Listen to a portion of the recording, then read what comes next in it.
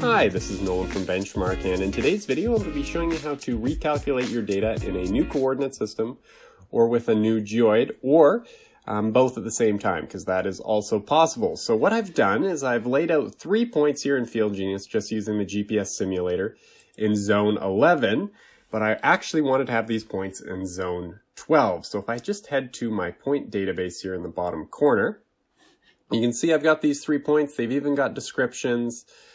Just tells me some basic information about that. But we'll come back to the screen to make sure that our points have actually been changed later in the video here. So if I close out of that, what I'm going to want to do to recalculate my data now is I'm going to want to hit the plumb bob icon there in the bottom left corner, hit the project manager, and right now I'm currently working in job 1. That is where my points are in the wrong coordinate system. And what I'm going to want to do is I'm going to want to make a new project. In this case, just to keep it easy, I'm going to call it job 2.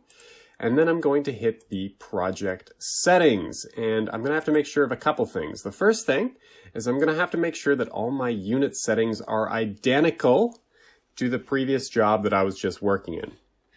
In this case, because I was just using my default settings, I don't have to change anything, but you're going to want to make sure that these all match up to what you were using before.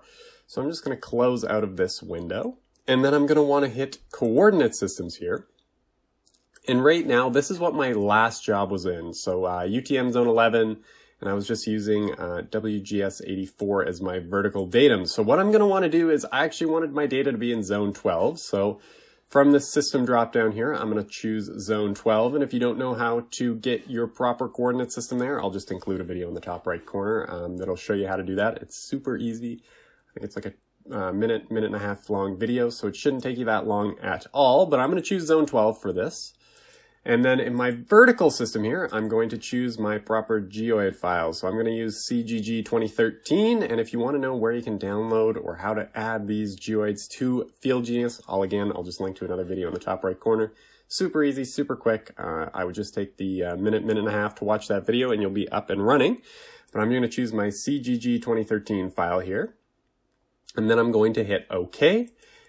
And the next thing I'm going to want to check here is if I hit project files, you're going to see that my active raw file right now is job 2, but I actually want to bring in my raw file from my last job.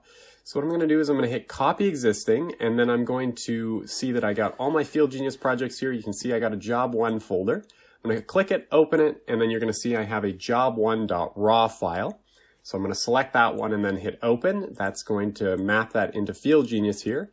And then you can see that my project automap and use template are both survey.csv. If you were using a different file for this, you need to make sure it matches your previous job for this use template here.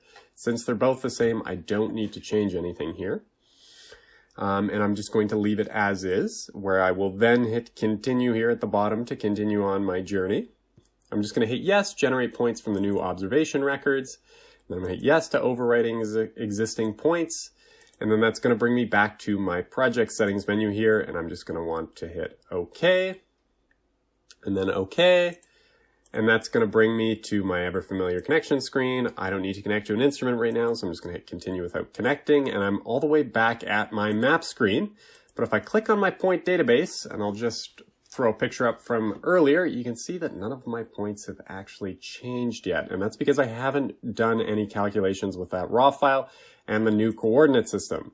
So I'm just going to close out of this window here and go back to my plumb bob and then hit Survey Tools, GNSS Local Transformation. And then I'm going to get my GNSS Local Transformation menu here, and I'm going to hit Modify Parameters.